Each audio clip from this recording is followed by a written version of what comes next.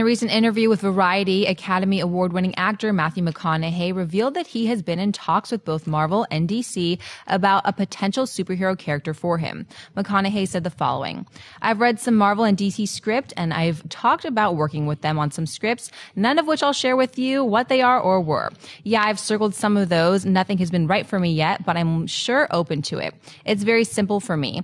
I look at the script. Is the opportunity exciting? Is the money that comes with it exciting? Sure.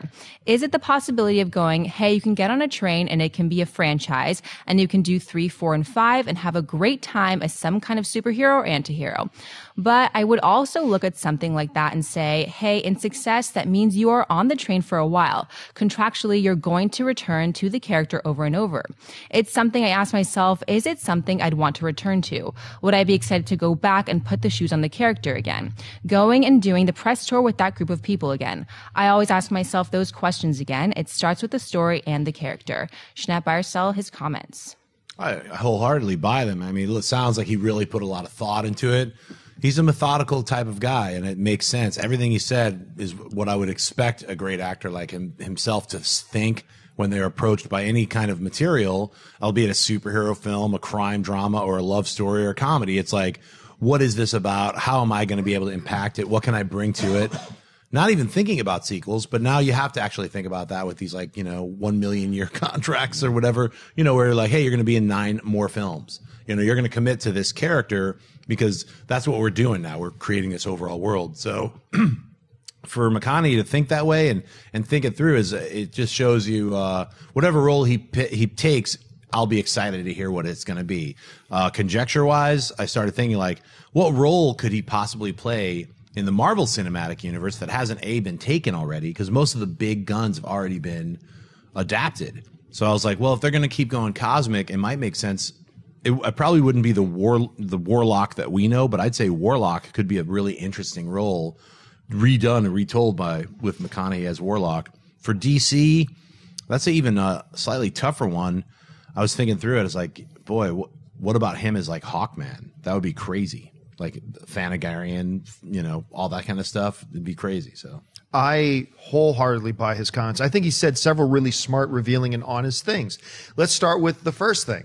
I always laugh when these liar actors say, for me, it's not about the money. BS. I love that McConaughey strikes up, hey, I'm asking, is the role exciting and is the money exciting? Right. It's his job. Which one of you, if you were a plumber, say, hey, I could take this plumbing job for $40,000 a year, or I could take that plumbing job for $275,000 a year. Don't tell me money's not a part of it. It's his job. It's his career. It's how he earns his living. Mm-hmm. So I love the fact that he said that. But the other thing is that he did touch on this whole thing about, the big issue that you have to take into consideration is the fact that you are contractually doesn't matter how good you are. Marvel's not going to sign you to a 1-film deal. It does not matter how many Oscars you have on your shelf. DC is not going to sign you to a 1-film deal. They want you committed and locked down for 4, 5, or 6 films. And, a lot of people will bemoan that and say, well, that's why, Doctor Strange lost Joaquin Phoenix.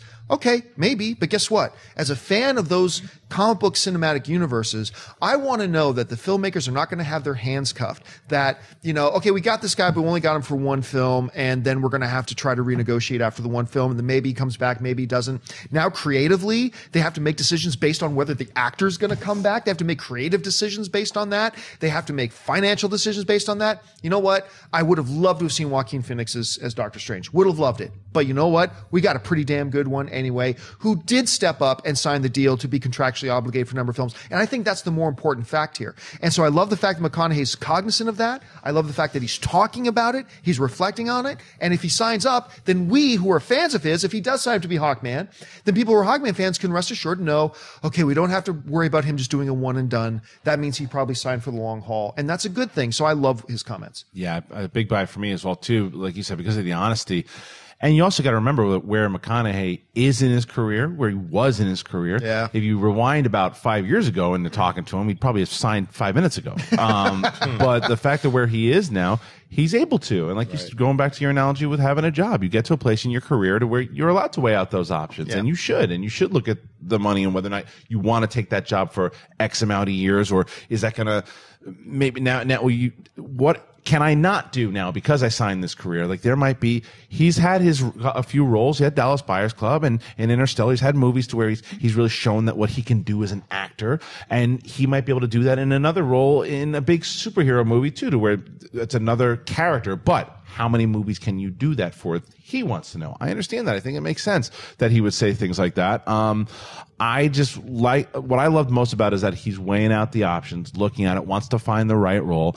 And I read everything when I read this in his voice. Like you could hear him saying, "Oh yeah, you totally hear him." As if he was talking about a Is Lincoln. Money right? All right. The pauses, the way he's just moving his He's head. looking off in the distance as he's saying it, And it's about not how exciting the money is. right. Exactly. All right. But and he drives off in a Lincoln. I think that for me, and it's not just because, well, yeah, it's because I want everything to relate back to Star Wars. I'd actually like to see him do something in not only Star Wars but maybe even Star Trek or something along those lines. Because I actually think there's more opportunities for him to do stuff in the Star Wars. I universe. don't ever want to see Matthew McConaughey in a Star Wars movie. I agree. I don't absolutely agree. See, And mainly because you said it. No, just kidding. No, I know why. Because it would take you out of it. Because Because it would take you out of it, right? Because you I think see it would. McConaughey. I think it would take me out of it a little bit the way Samuel L. Jackson took me a little bit out of those Sure. prequels, just because he's such an iconic actor that when he's now in such an iconic movie, it's just a little. It was just a little too much. I get it, but I mean, the only thing with like him that, as Mace Windu. I'm not telling And you he's a that. great I'm not actor. telling you he needs to be a lead too. Because Alec Guinness was pretty known when he was in different only ways, one. but he was the only him and True. Peter Cushing, who was I'm not just saying even it can really- work because, and I don't want him to be a Jedi or something. He if he was flying around in a spaceship as a smuggler or something along those lines, or even in something like Star Trek, he's got the ability to do it. I agree. The star power is going to hurt that, but. Going back to your Warlock thing, well, I think that's where I think that Warlock's going to turn out to be Star-Lord's father, and that could work right there. Well, I mean, I'm all for it if he's like some kind of a smuggler in a Star Wars universe. If he's flying the Millennium Lincoln, if he's flying that, then I'm okay. But here, let's just, simple question though. If it was up to you guys, totally up to you guys, and you could say, take character out of it. We can drop Matthew McConaughey either in a Marvel Cinematic Universe or the DC Cinematic Universe. Where do you want him to end up? Schnapp. I want him in the DC universe. DC. I'm also going to say DC because I just think that's the best fit for him. Yeah.